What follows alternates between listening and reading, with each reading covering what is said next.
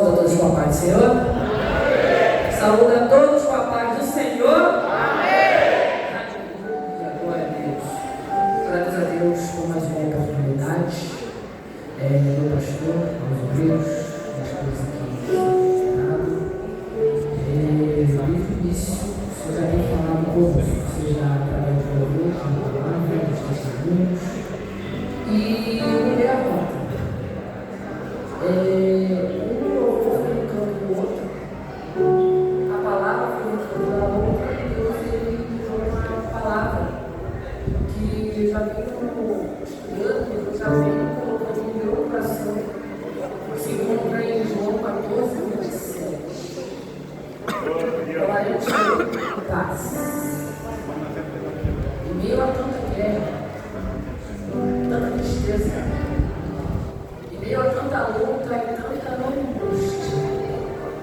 Deus, ele sempre fala conosco. Deus, ele sempre nos dá o consolo. Deus, ele envia o seu Espírito Santo, Consolador, para estar conosco. Convido a igreja a ler comigo João 14, 27. Ele vai dizer assim: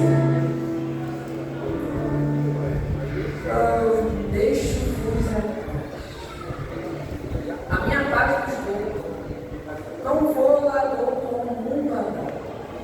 Não se turbe o vosso coração e nem se atemorize. Irmãos, o mundo hoje fala muito sobre paz, prega sobre paz. Mas o que é paz? Se procurarmos no dicionário, se a gente for pela linha de raciocínio, paz ele é um estado de tranquilidade e harmonia. Paz é caracterizado pela ausência de guerra, violência e conflito. Essa é a característica e a definição que procuramos no dicionário.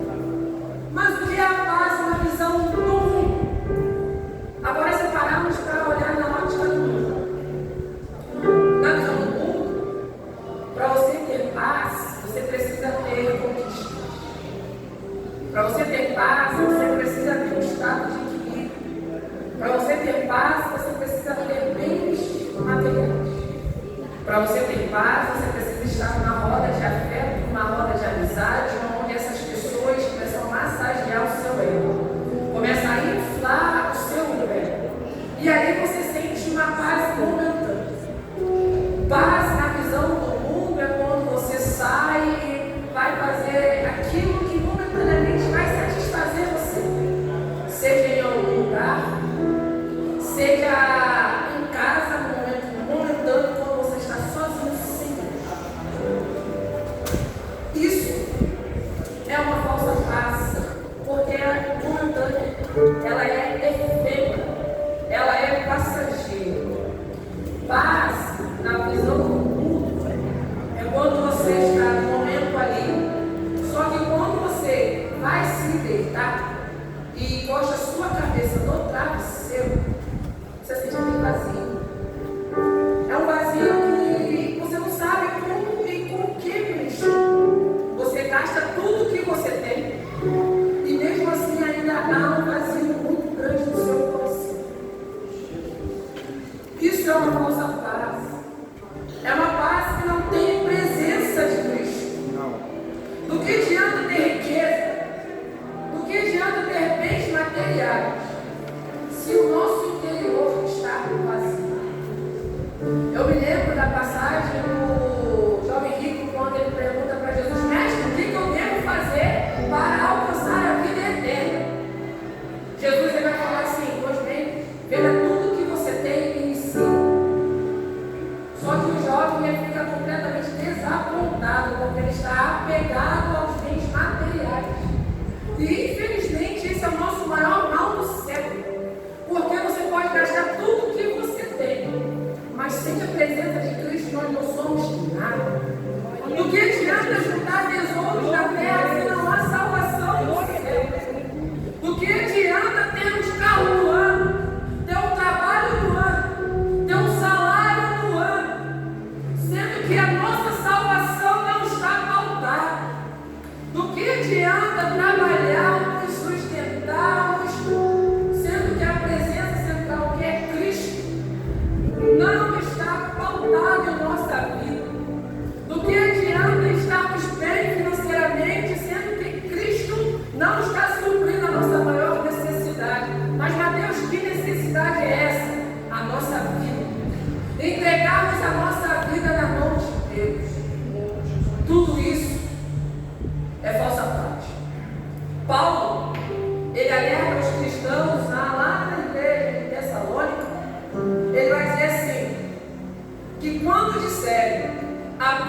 segurança, tome cuidado, porque vem uma grande destruição e isso será repetido.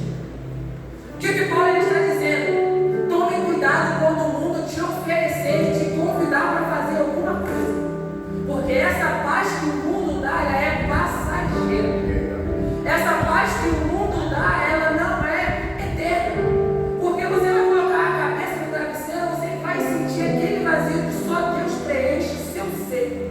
Ele preenche o fundo da sua alma, ele preenche o seu coração, e é ali que o Espírito Santo habita. Do que adianta termos todas as coisas sendo que o Espírito Santo não está conosco? Aleluia, glória a Deus. Jeremias capítulo 6, ele vai trazer um alerta para o povo. Jeremias capítulo 6, ele vai dizer assim: e cura uma ferida da filha do meu povo, levianamente falando paz, quando não há paz. Aqui Jeremias ele está condenando a infidelidade e a corrupção e a idolatria do povo de Israel. Mas Mateus, como assim? Simples. O que Jeremias quer dizer de curar a ferida? Povo, preste atenção, eles estão massageando o seu ego, eles estão inflando o seu ego, eles estão massacrando vocês e vocês ainda não abriram o olho. Povo, eles estão humilhando vocês, eles estão torturando vocês e ainda vocês não abriram o olho. Eles não tratam vocês e depois ele enche o ego de vocês. É aquilo que a gente aprendeu no colégio, o famoso pão e circo. Maltrato, traz o pão e traz o circo. Por quê? Esquece da presença de Deus, esquece dos maltratos, esquece da humilhação, porque eles atendem e trazem a falsa paz. E Jeremias ele vinha alertando o povo por conta disso. A paz que o mundo oferece, ela é frágil. Se temos dinheiro, saúde, estabilidade, está tudo bem. Mas se não temos, para onde é que vamos para? Mas Jesus ele prometeu uma paz diferente. Essa paz que nós lemos em João 14, uma paz diferente que não depende das circunstâncias humanas, mas a circunstância é eterna. É a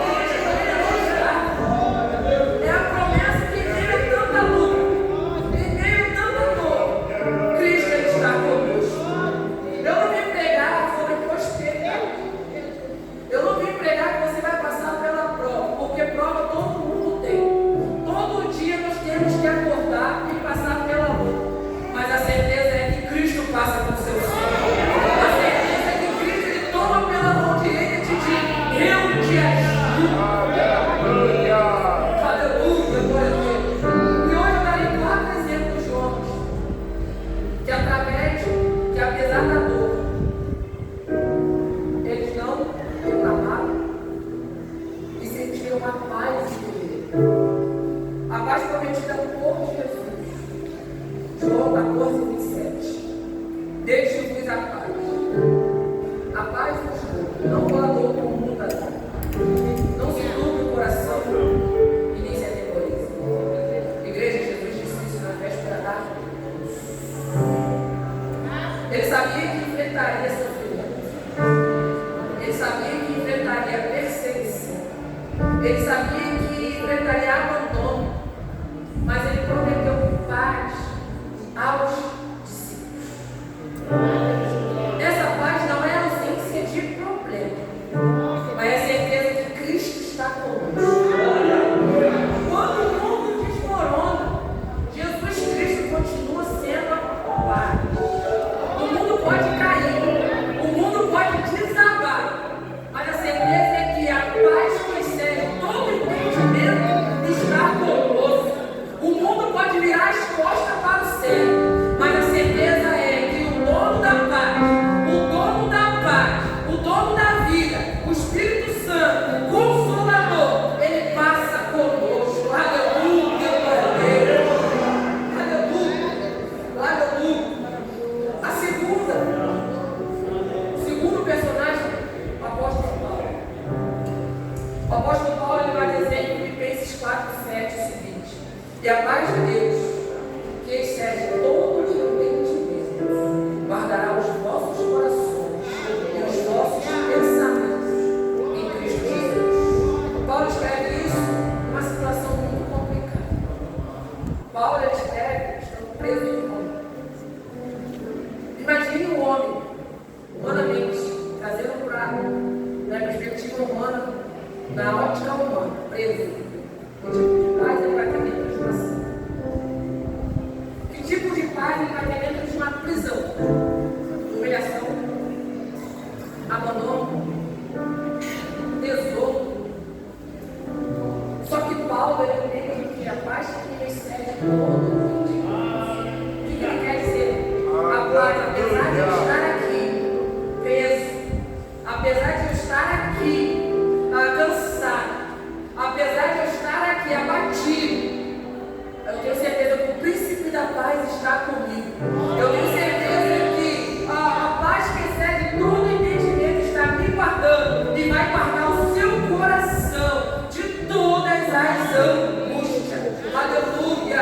Essa paz é a lógica que excede todo entendimento. Ela guarda o coração, que é o centro das nossas emoções, porque o ser humano ele é motivado e é muito emocionado. Ele age muito por impulsão. Só que o apóstolo Paulo ele já vai dizer: a paz que excede todo entendimento guardará o seu e o meu coração.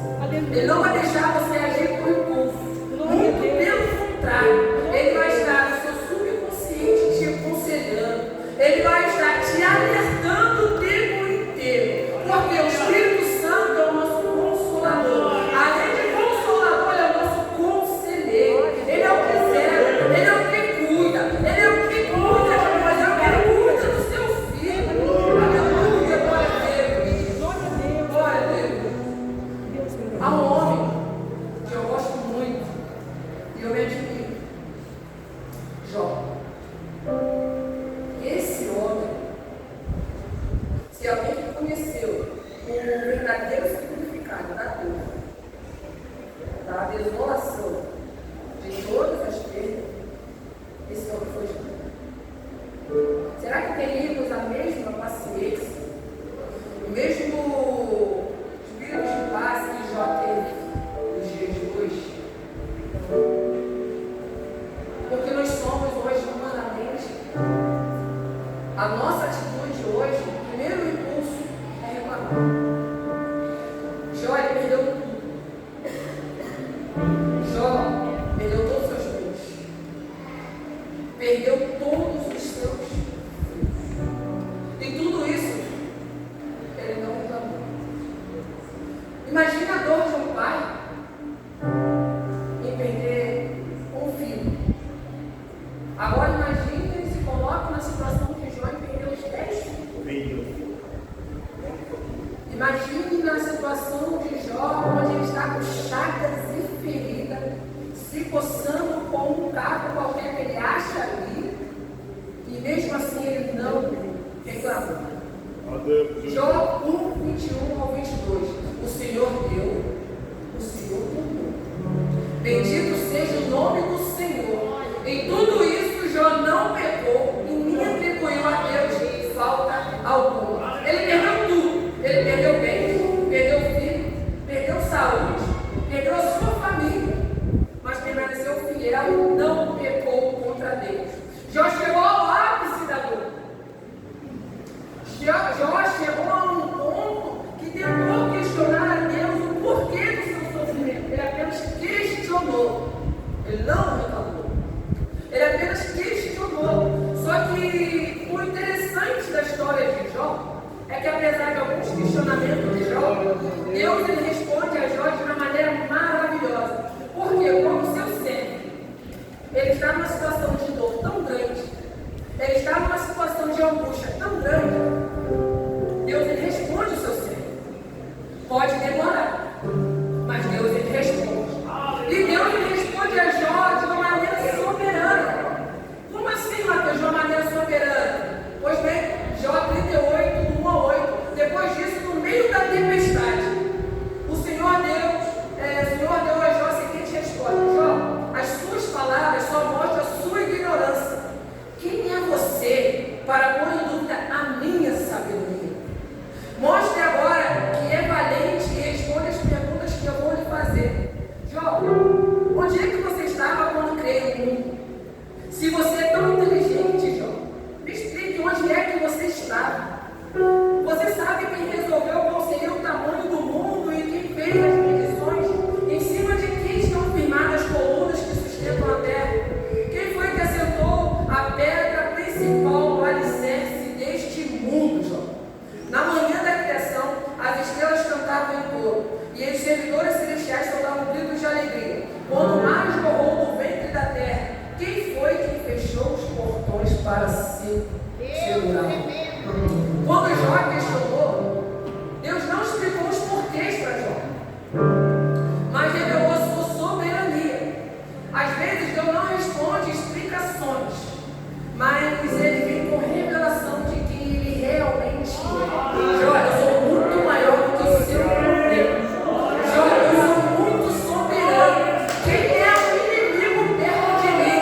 Jó, quem tem adversário é você.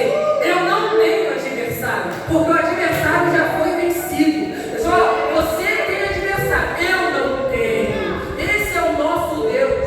O nosso Deus, ele não tem adversário. Quem é o problema perto do nosso Deus? Qual é a sua luta? Quem é o seu problema perto do nosso Deus? O nosso Deus, ele é soberano.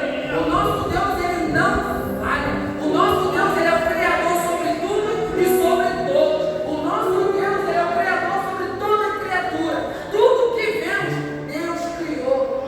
O que é o seu problema perto da soberania do nosso Deus? Isso é o significado de paz. A paz que excede todo entendimento é muito maior do que o seu problema. A paz que excede todo entendimento é muito maior do que a sua angústia. A paz que excede todo entendimento, ela é muito maior em cima da sua. Aleluia. E por último, não menos interessante, saindo da Bíblia, há um hino que o coral sempre canta. E eu fico maravilhado, eu gosto muito desse hino. Horácio Spafford, ele foi um advogado de sucesso em Chicago, cristão presbiteriano. Ele foi um homem muito ativo na obra de Deus. Ele fazia tudo. Em 1871, um incêndio devastador atingiu Chicago e boa parte das suas propriedades, trazendo uma enorme perda e prejuízo financeiro. Só que ele não reclamou. Muito pelo contrário, ele agradeceu a Deus. É difícil você, em meio a tanta dor, agradecer a Deus pela prova que você está enfrentando. Porque na primeira atitude do homem é reclamar: Deus, por que eu estou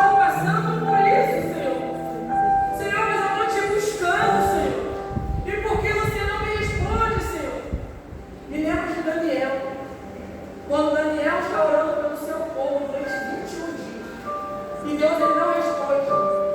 Só que Daniel ele não reclama. Muito pelo contrário, ele continua insistindo. Senhor, abençoa o povo.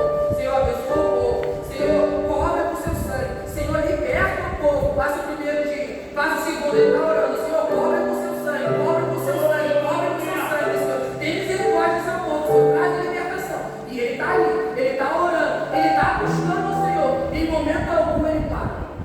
Só que o que ele não sabia é que lá na região celeste estava tendo uma batalha entre os anjos e os principais.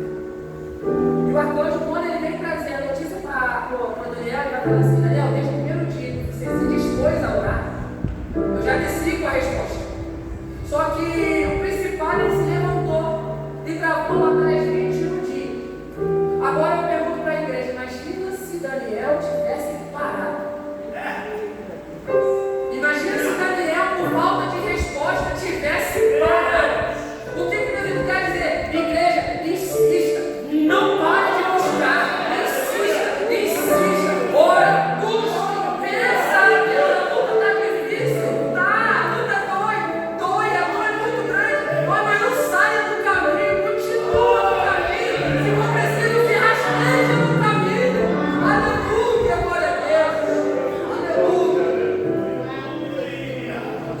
Pouco tempo depois dessa tragédia, ele e sua esposa perderam seu único filho, com apenas 4 anos de idade. Não reclamou. Passou o seu tempo, vieram novas filhas, 4 filhas. Em 1873 ele embarcou. A sua esposa Ana e seus 4 filhos embarcaram na navio em direção à Europa, onde eles pregariam e anunciariam a obra. Só que o interessante é que aconteceu um imprevisto. Esse mesmo homem ia ter que voltar para Chicago para resolver os negócios e depois iria seguir viagem. E ele falou para sua esposa: olha, vou na frente e depois eu vou. No caminho, o navio onde estava sua esposa e suas filhas colidiu com outro navio e afundou. Mais de 300 pessoas a bordo desse navio, incluindo sua esposa e suas 4 filhas, morreram afogados. Ele ficou sozinho. Quer dizer, sua esposa ela sobreviveu, são suas 4 filhas que faleceram. Sua esposa Ana, ela escreveu na carta. E nesse telegrama estava escrito assim, 2 palavras: salve sozinho. Ele poderia ter reclamado. Ele perdeu sua família. Ele perdeu tudo.